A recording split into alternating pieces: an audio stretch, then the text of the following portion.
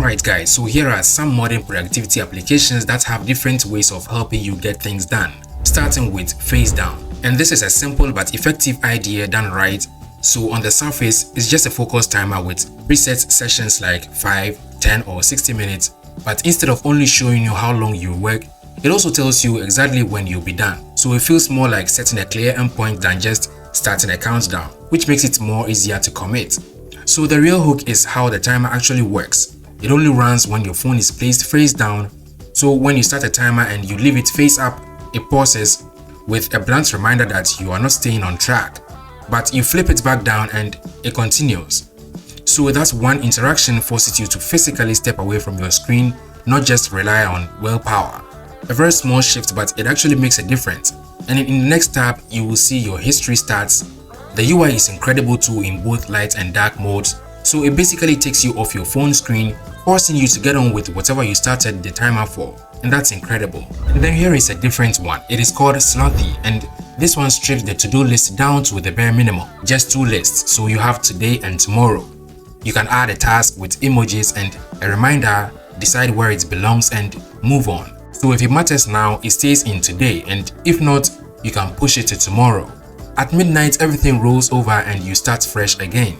And there are no projects, no tags, no folders to manage, and no accounts to create. Very minimal, clearly built for people who are tired of spending more time organizing tasks rather than actually doing them. The unique part of this application is being able to just swipe a task to the next day if you think you can't make it, or swipe back if you make it. And since procrastination is more of a bad than good, what makes this application stand out is how it treats procrastination. Every time you push a task to tomorrow, it keeps the count, and that number lives in your settings as a quiet reminder of how often you delay things. Not to gamify it, but it just shows what it is.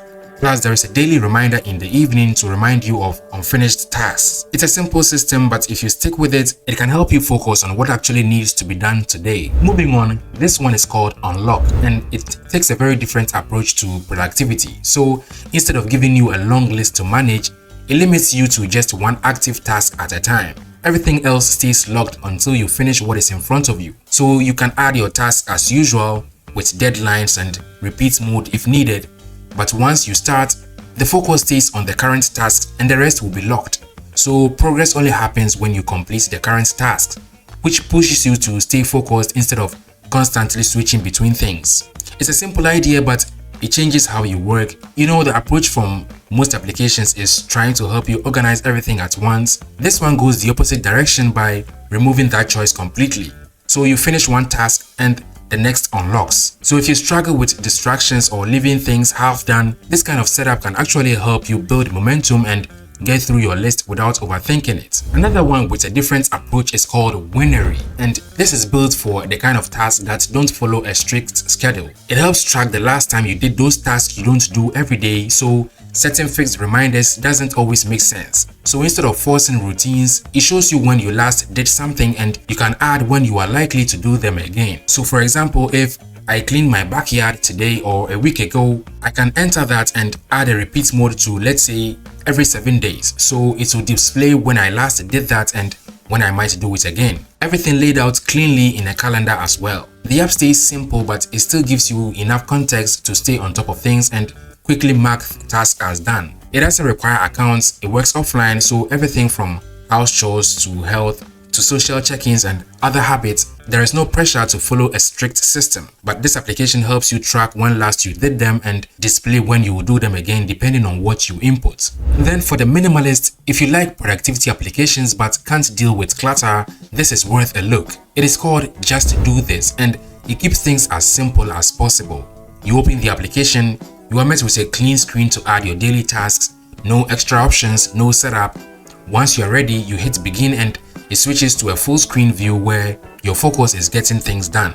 And completing a task is as easy as swiping it away, which makes the whole experience feel quick and distraction free. There are a couple of small touches that make it stand out, like color-coded completed tasks, which add some personality without ruining the minimal look. You can also tap those completed tasks to bring them back into your current list which is useful for things you often do them. There's also a history section so you can look back at what you've done. It's just a clean, good-looking to-do list that works, and the fact that it is completely free with no paid version makes it even easier to recommend. And then we have FlowState, and this feels like a modern take on a full-featured task manager, and it still doesn't get messy. It covers the basics well, so in the Flow tab, you can create tasks, set priorities, add due dates, and I love the fact that I can add subtasks to main ones also with checkboxes. You can also add ideas and checklists. All these are neatly organized here. Then there is a calendar view for planning ahead, and then there's a habit tracking tab if you want to build routines alongside your tasks. And here you can color code your habits. Interactions in the app are smooth too, with swipe to delete and drag and drop reordering that actually makes the app feel responsive. And since it is built with Material 3, the design looks clean and up to date. It is already quite usable, but there are still more on the way. From the app's repository on GitHub,